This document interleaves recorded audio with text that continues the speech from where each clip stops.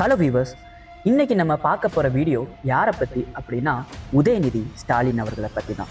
வரலாற்றில் இடம்பெறும் இந்த பெயர் இன்னும் சிலரின் பெயர் அவர்கள் பிறந்த குடும்பத்தாலேயே மக்கள் மத்தியில் பரவலாக அறியப்படும். ஆனால் ஒரு மிகப்பெரிய அரசியல் குடும்பத்தில் பிறந்து சினிமாவிலும் தனது அடையாளத்தை உருவாக்கி பின்னர் அரசியலிலும் தனக்கென ஒரு பாதையை அமைத்து ஆதரவாளர்களும் எதிர்ப்பாளர்களாலும் தொடர்ந்து பேசப்படும் ஒரு நபராக மாறியவர் உதயநிதி ஸ்டாலின். இன்று அவர் தமிழ்நாட்டின் அரசியலில் மிகவும் முக்கியமான முகங்களில் ஒருவராக இருக்கிறார். அவரை பற்றிய கருத்துக்கள் பலவாக இருக்கலாம். சிலரை அவரை இளம் தலைமுறையின் பிரதிநிதி என்று பாராட்டுகிறார்கள். சிலர் அவருடைய அரசியல் பயணத்தை விமர்சிக்கிறார்கள். ஆனால் ஒரு விஷயத்தை யாராலும் மறுக்க முடியாது. அது என்னவென்றால், அவர் கடந்த பல ஆண்டுகளாக தமிழ்நாட்டின் அரசியல், சினிமா மற்றும் சமூக விவாதங்களில் தொடர்ந்து பேசப்படும் நபராக இருந்து வருகிறார். இந்த வீடியோவில் உதயநிதி ஸ்டாலின் பிறந்த நாள் முதல் அவர் கடந்து வந்த ஒவ்வொரு கட்டத்தையும், வெற்றிகளையும், சர்ச்சைகளையும், அரசியல் வளர்ச்சிகளையும், சமீபத்திய கைது மற்றும் அதன் பின்னர் நடந்த சம்பவங்கள் வரை எந்த முக்கிய தகவலையும் தவற விடாமல் கால வரிசைப்படி பார்க்க போகிறோம். அதனால வீடியோவை தொடர்ந்து பாருங்க, எந்த ஒரு இடத்துலையும் ஸ்கிப் பண்ணாதீங்க. வீடியோவை பார்த்து முடிச்சுட்டு உங்களுடைய கருத்துக்களை கமெண்ட்ல பதிவு பண்ணவும் மறந்துடாதீங்க. மறக்காம நம்மளுடைய சேனலை சப்ஸ்கிரைப் பண்ணிக்கோங்க. அந்த பெல் ஐக்கானை கிளிக் பண்ணி வச்சுக்கோங்க. உங்க ஃப்ரெண்ட்ஸ் அண்ட் ஃபேமிலிக்கும் ஷேர் பண்ண மறந்துடாதீங்க. வாங்க வீடியோக்குள்ள போகலாம். Welcome to reading of history.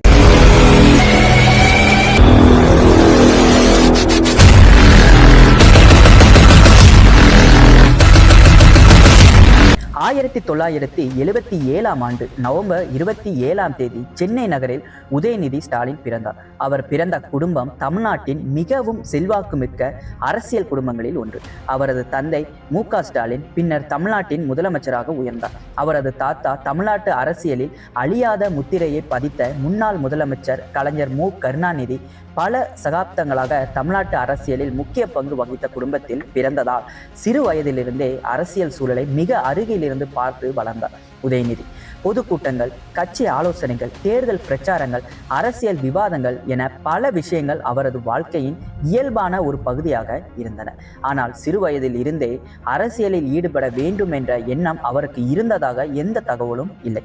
மற்ற சாதாரண குழந்தைகளைப் போலவே பள்ளி படிப்பில் கவனம் செலுத்தினார். நண்பர்களுடன் பழகினார். விளையாட்டுகளில் ஆர்வம் காட்டினார். குறிப்பாக கிரிக்கெட் மீது அவருக்கு அதிக ஈடுபாடு இருந்ததாக பலரும் கூறியுள்ளனர். அவருடைய குடும்பம் அரசியலில் இருந்தாலும் அவரது இமைக்கால வாழ்க்கை முழுவதும் அரசியலை மையமாக கொண்டதாக இல்லை. பள்ளி படிப்பை சென்னை நகரிலே முடித்த உதயநிதி பின்னர் கல்லூரி கல்வியையும் சென்னையில் தொடர்ந்தார். அந்த காலகட்டத்தில் அவர் அதிகம் விரும்பியது திரைப்பட உலகம். தமிழ்நாட்டில் சினிமாவுக்கும் அரசியலுக்கும் இடையே நீண்ட கால உறவு இருந்தது. அறிஞர் அண்ணா, கலைஞர் கருணாநிதி, எம்ஜிஆர், ஜெயலலிதா என பலர் சினிமாவிலிருந்து அரசியலுக்கு வந்திருந்தனர். அந்த சூழலில் வளர்ந்த உதயநிதிக்கும் திரைப்படத்துறையின் மீது ஈர்ப்பு ஏற்பட்டது. அவரது குடும்ப பின்னணி காரணமாக சினிமாவில் வாய்ப்புகள் கிடைத்தன என்று பலர் கூறினாலும் திரைப்பட தயாரிப்பாளராக செயல்படுவது எளிதான விஷயமல்ல. பெரிய முதலீடு, சரியான கதைகள், நடிகர்கள், இயக்குநர்கள், விநியோகம், ரசிகர்களின் எதிர்பார்ப்பு என பல சவால்கள் இருந்தன. இந்த சவால்களை ஏற்று தனது தொழில் வாழ்க்கையை திரைப்பட தயாரிப்பாளராக தொடங்க முடிவு செய்தார் உதயநிதி. பின்னர் அவர் தொடங்கிய நிறுவனமான ரெட் ஜெயண்ட் மூவிஸ் தமிழ் சினிமாவில் மிக முக்கியமான தயாரிப்பு மற்றும் விநியோக நிறுவனங்களில் ஒன்றாக வளர்ந்தது. ஆரம்ப காலங்களில் ரெட் ஜெயண்ட் மூவிஸ் பல முன்னணி நடிகர்களின் படங்களை தயாரிக்கவும் வெளியிடவும் தொடங்கியது. அந்த படங்கள் வசூல் ரீதியாகவும் நல்ல வரவேற்பை பெற்றதால் தயாரிப்பாளராக உதயநிதியின் பெயர் திரையுலகில் வேகமாக பரவியது. ஒரு படத்தின் வெற்றி என்பது நடிகருக்கு மட்டுமல்ல, அதன் பின்னால் இருக்கும் தயாரிப்பாளரின் முடிவுகளும் முக்கிய பங்கு வகிக்கின்றன. நல்ல கதைகளை தேர்ந்தெடுத்து வணிக ரீதியாக வெற்றி பெறும் படங்களை வெளியிடுவதில் ரெட் ஜெயண்ட் மூவிஸ் கவனம் செலுத்தியது. இதற்கிடையில் உதயநிதி ஒரு தயாரிப்பாளராக மட்டுமே இருக்காமல் தானும் திரையில் தோன்ற வேண்டும் என்ற எண்ணம் கொண்டார். அதன்படி 2012 ஆண்டு வெளியான ஒரு கல் ஒரு கண்ணாடி திரைப்படத்தின் மூலம் கதாநாயகனாக அறிமுகமானார். இயக்குனர் எம். ரமேஷ் முக்கிய இந்த திரைப்படத்தில் அவருடன் நடிகை ஹன்சிகா மோத்வானி நடித்தார். நகைச்சுவை, காதல் மற்றும் குடும்ப பொழுதுபோக்கை மையமாக கொண்ட இந்த படம் ரசிகர்களிடம் நல்ல வரவேற்பை பெற்றது. முதல் படத்திலேயே உதயநிதியின் இயல்பான நடிப்பை சிலர் பாராட்டினார்கள். அதே நேரத்தில் குடும்ப பின்னணி காரணமாகவே வாய்ப்பு கிடைத்தது என்று விமர்சனங்களும் இருந்தன. முதல் படத்தின் வெற்றிக்கு பிறகு அவர் தொடர்ந்து பல திரைப்படங்களில் நடித்தார். இது கதிர்வேலன் காதல், நண்பேண்டா, மனிதன், சைக்கோ, கண்ணை நம்பாதே, மாமன்னன் உள்ளிட்ட பல திரைப்படங்கள் அவரது திரைப்பயணத்தில் முக்கிய இடம் பெற்றன. குறிப்பாக மனிதன் திரைப்படத்தில் நீதிக்காக போராடும் வழக்கறிஞராக நடித்தது அவரது நடிப்பு திறனை வெளிப்படுத்தியதாக பல விமர்சகர்கள் கருத்து தெரிவித்தனர். அதேபோல் சைக்கோ திரைப்படத்தில் அவர் தேர்வு செய்த கதாபாத்திரம் வழக்கமான வணிக சினிமாவிலிருந்து மாறுபட்ட முயற்சியாக பார்க்கப்பட்டது. சினிமாவில் அவர் நடித்த அனைத்து படங்களும் மிகப்பெரிய வெற்றியை பெறவில்லை. சில படங்கள் வசூலில் வெற்றி பெற்றன, சில படங்கள் எதிர்பார்த்த அளவுக்கு ஓடவில்லை. ஆனால் தொடர்ந்து புதிய கதைகளை தேர்ந்தெடுத்து நடிக்க வேண்டும் என்ற முயற்சியை அவர் கைவிடவில்லை. இதன் மூலம் தயாரிப்பாளராக மட்டுமல்ல, நடிகராகவும் தனக்கென ஒரு அடையாளத்தை உருவாக்க வேண்டும் என்ற நோக்கம் இருந்தது என்பது தெளிவாக தெரிந்ததுதான். அதே நேரத்தில் ரெட் செயின் மூவிஸ் தனது விநியோக வலையமைப்பை விரிவுபடுத்தியது. பல பெரிய நடிகர்களின் திரைப்படங்களை வெளியிடவும் நிறுவனமாக அது வளர்ந்தது. இதன் காரணமாக தமிழ் சினிமாவில் இந்த நிறுவனத்தின் செல்வாக்கு அதிகரித்தது. அதே நேரத்தில் இந்த வளர்ச்சி குறித்து பல்வேறு விமர்சனங்களும் எழுந்தன. சில தயாரிப்பாளர்கள் மற்றும் அரசியல் எதிர்க்கட்சியினர் ரெட் செயின் மூவிஸ் அதிக ஆதிக்கம் செலுத்துகிறது என்று குற்றம் சாட்டினர். மறுபுறம் அந்த நிறுவனத்தை ஆதரிப்பவர்கள் இது வெறும் தொழில் வளர்ச்சி தான் என்று விளக்கம் அளித்தனர். இவ்வாறு பாராட்டுகளும் விமர்சனங்களும் ஒன்றாகவே அவருடைய திரைப்பயணத்தை தொடர்ந்து வந்து கொண்டே இருந்தன. இந்த காலகட்டத்திலேயே உதயநிதி ஸ்டாலின் அரசியல் மேடைகளிலும் அவ்வப்போது தோன்ற ஆரம்பித்தார். தந்தை மு.க. ஸ்டாலினின் தேர்தல் பிரச்சாரங்களில் பங்கேற்பது, பொதுக்கூட்டங்களில் பேசுவது, கட்சி தொண்டர்களுடன் நெருக்கமாக பழகுவது போன்ற செயல்கள் அதிகரித்தன. ஆரம்பத்தில் இது குடும்ப உறுப்பினராக அளித்த ஆதரவு என்று பார்க்கப்பட்டாலும் பின்னர் அவர் முழுநேர அரசியலுக்குள் வரப்போகிறார் என்ற எதிர்பார்ப்பு அரசியல் வட்டாரங்களில் உருவாக தொடங்கியது. பல ஆண்டுகளாக சினிமாவில் தயாரிப்பாளராகவும் நடிகராகவும் செயல்பட்டு வந்த உதயநிதி ஸ்டாலின் அரசியல் மேடைகளில் தோன்றும் வாய்ப்புகளை படிப்படியாக அதிகரிக்க தொடங்கினார். அவர் எந்த கூட்டத்திற்கு சென்றாலும் அங்கு அவரை பார்க்க வந்த இளைஞர்களின் எண்ணிக்கை அதிகமாக இருந்தது. ஒரு நடிகராக கிடைத்த பிரபலமும் அரசியல் குடும்பத்தை சேர்ந்தவர் என்ற அடையாளமும் சேர்ந்து அவர் பேசும் ஒவ்வொரு நிகழ்வும் ஊடகங்களின் முக்கிய செய்தியாக மாறியது. ஆரம்பத்தில் அவர் தேர்தல் பிரச்சாரங்களில் தந்தை மு.க. ஸ்டாலினுக்கு ஆதரவாக மட்டுமே பேசினார். ஆனால் காலப்போக்கில் அவர் திமுகவின் கொள்கைகள், ஆட்சி திட்டங்கள், எதிர்க்கட்சிகளின் விமர்சனங்களுக்கு பதில் அளிக்கும் முக்கிய பேச்சாளராக உருவெடுத்தார். உதயநிதியின் பேச்சு முறை மற்ற அரசியல் தலைவர்களிடமிருந்து சற்று வித்தியாசமாக இருந்தது. நீண்ட அரசியல் வரலாற்றை எடுத்துரைப்பதை விட இளைஞர்களுக்கு புரியும் எளிய மொழியில் பேசுவதை அவர் விரும்பினார். இதனால் கல்லூரி மாணவர்கள் மற்றும் முதல் முறையாக வாக்களிக்க வந்த இளைஞர்கள் மத்தியில் அவர் விரைவாக அறிமுகமானார். அதே நேரத்தில் அவரது சில பேச்சுகள் எதிர்க்கட்சிகளின் கடுமையான விமர்சனங்களையும் சந்தித்தன. அரசியலில் பாராட்டும் எதிர்ப்பும் ஒன்றாக வருவது இயல்பு என்பதால் இந்த விமர்சனங்கள் அவரது அரசியல் பயணத்தை ஒரு பகுதியாகவே மாறின. 2019ஆம் ஆண்டு உதயநிதி ஸ்டாலின் திமுகவின் இளைஞரணி செயலாளராக நியமிக்கப்பட்டது அவரது அரசியல் வாழ்க்கையில் மிக முக்கியமான திருப்பு முனையாக அமைந்தது. திமுக போன்ற பெரிய கட்சியில் இளைஞரணி செயலாளர் பதவி என்பது சாதாரண பொறுப்பல்ல. மாநிலம் முழுவதும் உள்ள இளைஞர்களை ஒருங்கிணைப்பது, புதிய உறுப்பினர்களை சேர்ப்பது, கட்சியின் நிகழ்ச்சிகளை நடத்துவது, தேர்தல் காலங்களில் பிரச்சாரங்களை திட்டமிடுவது போன்ற மிகப்பெரிய பொறுப்புகள் அந்த பதவியுடன் இணைந்திருந்தன. இந்த பொறுப்பை ஏற்ற பிறகு உதயநிதி தமிழ்நாட்டில் பல மாவட்டங்களுக்கு தொடர்ந்து பயணம் செய்ய ஆரம்பித்தார். கிராமங்கள், நகரங்கள், மாணவர் சந்திப்புகள், இளைஞர்கள் கூட்டங்கள் என பல்வேறு நிகழ்ச்சிகளில் கலந்து கொண்டு நேரடியாக மக்களை சந்தித்தார். குறிப்பாக வேலைவாய்ப்பு, கல்வி, விளையாட்டு, வசதிகள், இளைஞர்களின் எதிர்காலம் போன்ற தலைப்புகளை தனது உரைகளில் அடிக்கடி எடுத்துரைத்தார். இதனால் கட்சிக்குள் ஒரு புதிய தலைமுறையின் முகமாக அவர் பார்க்கப்பட தொடங்கினார். அதே நேரத்தில் அவரது அரசியல் வளர்ச்சி குறித்து கடுமையான விவாதங்களும் எழுந்தன. எதிர்க்கட்சிகள் இது குடும்ப அரசியலின் தொடர்ச்சி என்று விமர்சித்தன. திமுகவினர் அதற்கு பதிலாக மக்கள் ஏற்றுக்கொண்டதால் தான் ஒருவர் அரசியலில் நிலைத்து நிற்க முடியும், குடும்ப பின்னணி மட்டும் போதாது என்று வாதிட்டனர். இந்த விவாதம் பல ஆண்டுகளாக தமிழக அரசியலில் தொடர்ந்த முக்கிய அரசியல் விவாதங்களில் ஒன்றாக இருந்தது. 2021ஆம் ஆண்டு தமிழ்நாட்டு சட்டமன்ற தேர்தல் நெருங்கிய போது உதயநிதி ஸ்டாலின் மாநிலம் முழுவதும் தீவிர தேர்தல் பிரச்சாரத்தில் ஈடுபட்டார். நூற்றுக்கணக்கான பொதுக்கூட்டங்களில் கலந்து கொண்டு திமுகவின் தேர்தல் அறிக்கை, வாக்குறுதிகள் மற்றும் ஆட்சி திட்டங்களை மக்களிடம் எடுத்து சென்றார். அவரது பிரச்சார கூட்டங்களில் இளைஞர்கள் அதிக அளவில் பங்கேற்றது, ஊடகங்களும் கவனம் செலுத்தது. இதன் மூலம் அவர் ஒரு திரைப்பட நடிகர் என்ற அடையாளத்தை தாண்டி முழு நேர அரசியல்வாதியாக உருவெடுத்து வருகிறார் என்ற எண்ணம் பலரிடம் உருவானது. இந்த தேர்தலில் தான் உதயநிதி ஸ்டாலின் முதன்முறையாக சட்டமன்ற தேர்தலில் போட்டியிடும் வாய்ப்பை பெற்றார். சென்னை சேப்பாக்கம் திருவல்லிக்கேணி தொகுதியில் திமுக வேட்பாளராக அறிவிக்கப்பட்டார். இது அவரது தாத்தா கலைஞர் கருணாநிதி போட்டியிட்டு வெற்றி பெற்ற வரலாற்று சிறப்புமிக்க தொகுதியாகவும், எனவே இந்த தேர்தல் வெறும் ஒரு தொகுதி போட்டி மட்டுமல்ல, உதயநிதியின் அரசியல் எதிர்காலத்தை தீர்மானிக்கும் மிக முக்கியமான கட்டமாகவும் பார்க்கப்பட்டது. 2021ஆம் ஆண்டு நடைபெற்ற தமிழ்நாடு சட்டமன்ற தேர்தல் உதயநிதி ஸ்டாலின் அரசியல் வாழ்க்கை மிகப்பெரிய திருப்புமுனையாக அமைந்தது. திமுக சார்பில் சென்னை சேப்பாக்கம் திருவல்லிக்கேணி தொகுதியில் போட்டியிட்ட அவர் அதிக வாக்குகள் வித்தியாசத்தை வெற்றி பெற்று முதல் முறையாக சட்டமன்ற உறுப்பினரான இந்த வெற்றி அவரது குறிப்பிட்ட அரசியல் பயணத்திற்கு திமுகவின் புதிய தலைமுறை உருவாக்கத்திற்கு முக்கிய அடையாளமாக கருதப்பட்டது. தேர்தல் முடிவுகளுக்கு பிறகு திமுக ஆட்சியை அமைத்தது. மு.க.ஸ்டாலின் முதலமைச்சராக பொறுப்பேற்றார். அதன் பிறகு உதயநிதி சட்டமன்ற உறுப்பினராக தனது பணியை தொடங்கினார்.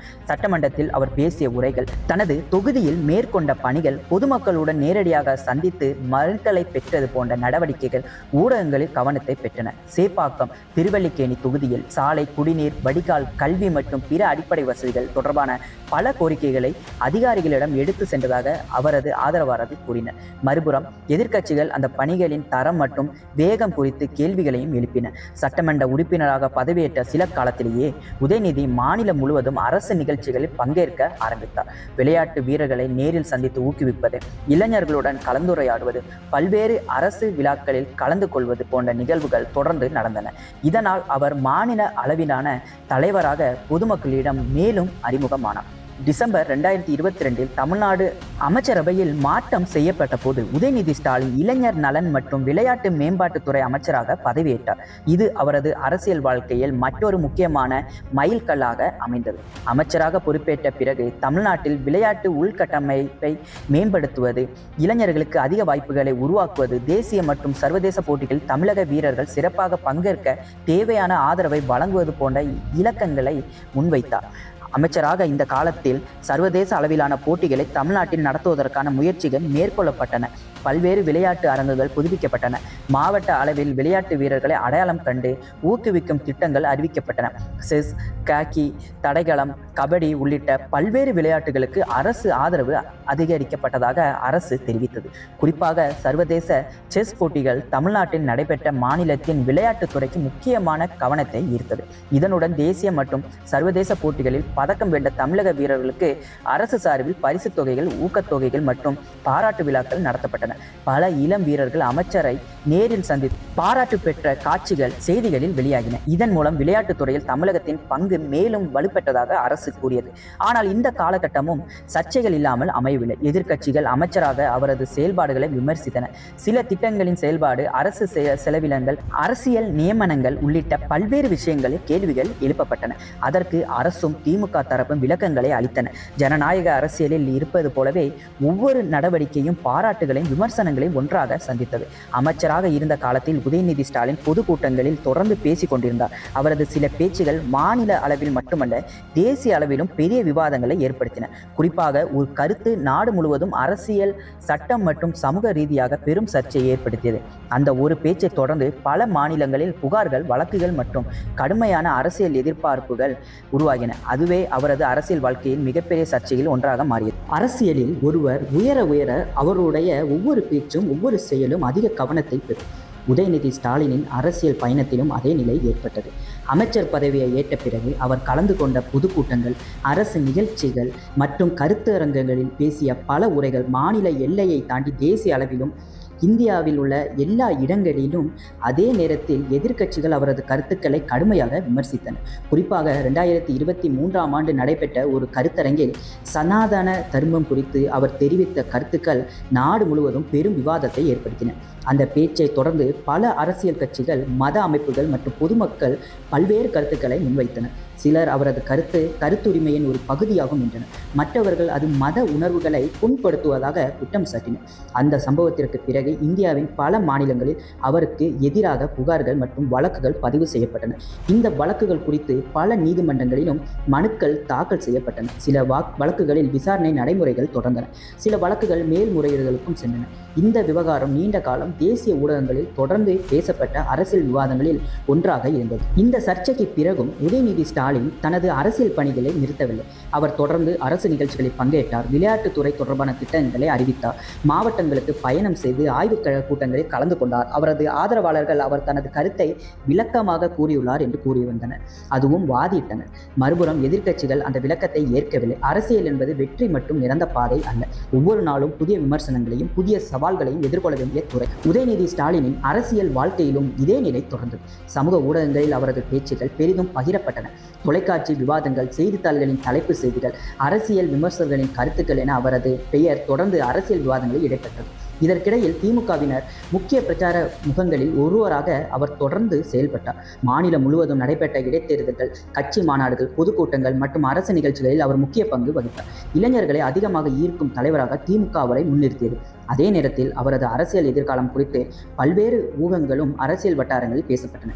இந்த காலகட்டத்தில் அவரது நிர்வாக அனுபவமும் அரசியல் செல்வாக்கும் அதிகரித்ததாக ஆதரவாளர்கள் கூறினர். எதிர்க்கட்சிகள் இதை ஏற்காமல் அரசின் செயல்பாடுகள் குறித்து தொடர்ந்து கேள்வி எழுப்பின. இவ்வாறு பாராட்டு மற்றும் விமர்சனம் ஆகிய இரண்டுக்கும் நடுவே உதயநிதியின் அரசியல் பயணம் முன்னேறியது. பின்னர் திமுக அமைப்பிலும் அரசியலும் அவருக்கு கூடுதல் முக்கியத்துவம் கிடைக்க தொடங்கியது. கட்சியின் எதிர்கால தலைமை குறித்த பல்வேறு அரசியல் ஆய்வுகள் வெளியாகின. மாநில அரசியலில் அவர் வகிக்கும் பங்கு மேலும் விரிவடைந்தது. இதற்கு பிறகு ஏற்பட்ட பதவி உயர்வு அவரது அரசியல் வாழ்க்கையில் மிகப்பெரிய திருப்பமாக அமைந்தது. இந்த காலகட்டத்தில் மாநில நிர்வாகம் மற்றும் கட்சி பொறுப்புகளில் அவருக்கு வழங்கப்பட்ட முக்கியத்துவம் குறித்து அரசியல் வட்டாரங்கள் பல்வேறு கருத்துக்கள் வெளியானது. ஆதரவாளர்கள் அவர் நிர்வாக அனுபவம் பெற்று வருகிறார் என்று கூறினர். எதிர்க்கட்சிகள் குடும்ப அரசியலின் தொடர்ச்சி என்று விமர்சனத்தை மீண்டும் முன்வைத்தனர். இந்த விவாதம் தமிழக அரசியலில் நீண்ட காலமாக இருந்து வரும் ஒரு முக்கிய அரசியல் கருத்து வேறுபாடாகவே தொடர்ந்தது. அரசியல் பயணத்தில் எந்த தலைவராக இருந்தாலும் மக்கள் முன் உருவாகும் நம்பிக்கையும் எதிர்ப்பும் ஒன்றாகவே இருக்கும். உதயநிதி ஸ்டாலினுக்கும் அதே நிலைதான். ஒரு தரப்பு அவரது நிர்வாக நடவடிக்கைகளை பாராட்டிய போது மற்றொரு தரப்பு பல்வேறு கொள்கைகள் மற்றும் முடிவுகள் குறித்து தொடர்ந்து கேள்விகளை எழுப்பியது. ஆனால் இந்த விமர்சனங்களுக்கு இடையிலும் அவர் தனது அரசு மற்றும் கட்சி நிகழ்ச்சிகளில் தொடர்ந்து செயல்பட்டு வந்தார். பின்னர் தமிழ்நாடு அரசவையில் ஏற்பட்ட மாற்றங்களின் போது அவருக்கு மேலும் உயர்ந்த நிர்வாக பொறுப்புகள் வழங்கப்பட்டன. இதன் மூலம் மாநில அரசின் முக்கிய முடிவுகளில் அவருடைய பங்களிப்பும் அதிகரித்தது. அரசின் பல்வேறு துறைகளிடையே ஒருங்கிணைப்பு, மாவட்ட ஆய்வுக் கூட்டங்கள், முதலமைச்சருடன் இணைந்து அரசு நிகழ்ச்சிகளில் பங்கேற்பது போன்ற பணிகளில் அவரது பங்கு அதிகரித்ததாக அரசியல் பார்வையாளர்கள் குறிப்பிட்டனர். இந்த காலத்தில் அவர் பல மாவட்டங்களுக்கு நேரடியாக சென்று அரசு திட்டங்களை ஆய்வு செய்தார். விளையாட்டு வசதிகள், இளைஞர் நல திட்டங்கள், அரசு நிகழ்ச்சிகள், நலத்திட்ட உதவிகள் வழங்கும் விழாக்கள் போன்றவற்றில் தொடர்ந்து பங்கேற்றார். அரசு தரப்பில் வெளியிடப்பட்ட தகவலின்படி பல புதிய திட்டங்கள் அறிவிக்கப்பட்டன. அதே நேரத்தில் அவற்றின் செயல்திறன் குறித்து எதிர்க்கட்சிகள் சட்டமன்றத்திலும் பொதுக்கூட்டங்களிலும் கேள்விகளை எழுப்பின. அரசியல் என்பது தேர்தல்களால் மட்டுமல்ல, மக்களுடன் தொடர்பில் இருப்பதாலும் உருவாகிறது. இந்த காரணத்தால் உதயநிதி மாநிலம் முழுவதும் பல்வேறு பொதுக்கூட்டங்களில் கலந்து கொண்டு கட்சி தொண்டர்களை சந்தித்து அரசு திட்டங்கள் குறித்து விளக்கங்களை வழங்கினார். சமூக ஊடகங்களிலும் அவரது செயல்பாடுகள் அதிகமாக பகிரப்பட்டன. இதனால் இளம் தலைமுறையினிடையே அவரது அறிமுகம் மேலும் விரிவடைந்தது. அதே நேரத்தில் தமிழ்நாட்டின் அரசியல் சூழல் வேகமாக மாறிக்கொண்டிருந்தது. ஆளும் கட்சிக்கும் எதிர்க்கட்சிகளுக்கும் இடையிலான மோதல்கள் தீவிரமடைந்தன. சட்டமன்ற விவாதங்கள், தேர்தல் பிரச்சாரங்கள், பொதுக்கூட்டங்கள் என அரசியல் சூழல் சூடு பிடித்துக் கொண்டே இருந்தது. இந்த நிலையில் உதயநிதி ஸ்டாலின் பல முக்கிய அரசியல் மேடைகளில் கட்சியின் சார்பில் கருத்துக்களை வெளியிட்டவற்றின முக்கிய தலைவராக செயல்பட்டார். இந்த அரசியல் பரப்பின் நடுவே 2026ஆம் ஆண்டு நடைபெற்ற சில அரசியல் நிகழ்வுகள் அவரது பெயரை மீண்டும் தேசிய அளவிலான செய்திகளில் கொண்டு வந்தன. குறிப்பாக ஒரு பொதுக்கூட்டத்தில் அவர் பேசியதாக கூறப்பட்ட கருத்துக்கள் தொடர்பாக காவல்துறை நடவடிக்கை எடுக்கப்பட்டது. அந்த சம்பவம் சில மணி நேரங்களிலேயே தமிழ்நாடு முழுவதும் பேசப்பட்ட முக்கிய அரசியல் செய்தியாக மாறியது. அரசியலில் சில நாட்கள் சாதாரணமாக கடந்துவிடும், ஆனால் சில நாட்கள் வரலாற்றில் பதிவு செய்யப்படும் அளவுக்கு பரபரப்பை ஏற்படுத்தும். உதயநிதி ஸ்டாலினின் அரசியல் வாழ்க்கையிலும் அப்படிப்பட்ட ஒரு நாள் வந்தது. ஒரு பொதுக்கூட்டத்தில் அவர் பேசியதாக கூறப்பட்ட சில கருத்துக்கள் பெரும் சர்ச்சையை ஏற்படுத்தின. அந்த உரை குறித்து புகார்கள் அளிக்கப்பட்டன. அதன் அடிப்படையில் காவல்துறை வழக்கு பதிவு செய்து விசாரணையை தொடங்கியது. அதன் பின்னர் சென்னை நீலாங்கரையில் உள்ள அவரது இல்லத்திற்கு காவல்துறையினர் சென்று அவரை காவலில் எடுத்து விசாரணைக்காக அழைத்து சென்றனர். இந்த செய்தி வெளியான சில நிமிடங்களிலேயே தொலைக்காட்சி சேனல்கள், இணைய ஊடகங்கள் மற்றும் சமூக ஊடகங்களில் முக்கிய தலைப்பு செய்தியாக மாறியது.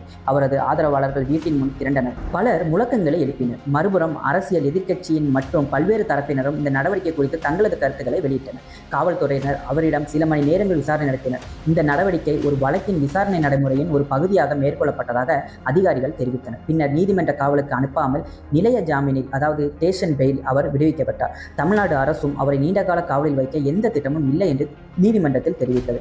இந்த சம்பவம் உடனடியாக அரசியல் விவாதமாக மாறியது. திமுக தரப்பினர் எதிர்க்கட்சி தலைவர்களை குறிவைத்து நடவடிக்கை எடுக்கப்படுகிறது என்று குற்றம் சாட்டினர். மறுபுறம் ஆட்சி தரப்பினர் சட்டத்தின் முன் அனைவரும் சமம், பதிவு செய்யப்பட்ட வழக்கின் அடிப்படையில் தான் நடவடிக்கை எடுக்கப்பட்டது என்று நிலைப்பாட்டை எடுத்தனர். கைது செய்யப்பட்டு சில மணி நேரங்களிலேயே நிலைய ஜாமீனில் வெளியே வந்த உதயநிதி ஸ்டாலின் தனது நிலைப்பாட்டை பொதுவாக தெரிவித்தார். அதே நேரத்தில் இந்த வழக்கு அரசியல் மற்றும் சட்ட ரீதியாக மேலும் விவாதிக்கப்படும் விஷயமாக மாறியது. தொலைக்காட்சி விவாதங்கள், சமூக ஊடக பதிவுகள், அரசியல் விமர்சகர்களின் கருத்துக்கள் என பல்வேறு கோணங்களில் இந்த சம்பவம் அலசப்பட்டது. ஒரு தலைவரின் வாழ்க்கையில் வெற்றிகள் மட்டுமல்ல, சோதனைகளும் முக்கியமான அதிசயங்களாக அத்தியாயங்களாகவும் அமைகின்றன. உதயநிதி ஸ்டாலினின் வாழ்க்கையில் இந்த கைது சம்பவம் அப்படிப்பட்ட ஒரு அத்தியாயமாக அமைந்தது. அவரை ஆதரிப்பவர்கள் இதை அரசியல் பழிவாங்கல் என்று கூறினர். அவரை விமர்சிப்பவர்கள் அவரது பேச்சுக்கான சட்ட நடவடிக்கையை இது என்றனர். சமீபத்திய கைது மற்றும் அதன் பின்னர் நிலைய ஜாமீனில் விடுவிக்கப்பட்ட சம்பவமும் அவரது அரசியல் வாழ்க்கையில் மேலும் ஒரு முக்கிய அத்தியாயமாக இணைந்துள்ளது. இந்த சம்பவம் குறித்த சட்ட நடைமுறைகள் மற்றும் அதற்கான அரசியல் விவாதங்கள் தொடர்ந்து நடைபெற்று வருகின்றன. ஒரு ஜனநாயகத்தில் இத்தகைய விவகாரங்களுக்கு இறுதி முடிவை வழங்குவது நீதித்துறை தான். தேர்தல்களின் மூலம் மக்கள் அளிக்கும் தீர்ப்பு தான். இன்றைக்கு உதயநிதி ஸ்டாலின் தமிழ்நாட்டின் மிகவும் அறியப்பட்ட அரசியல் தலைவர்கள் ஒருவராக இருக்கிறார். அவரது அரசியல் பயணம் இன்னும் முடியவில்லை.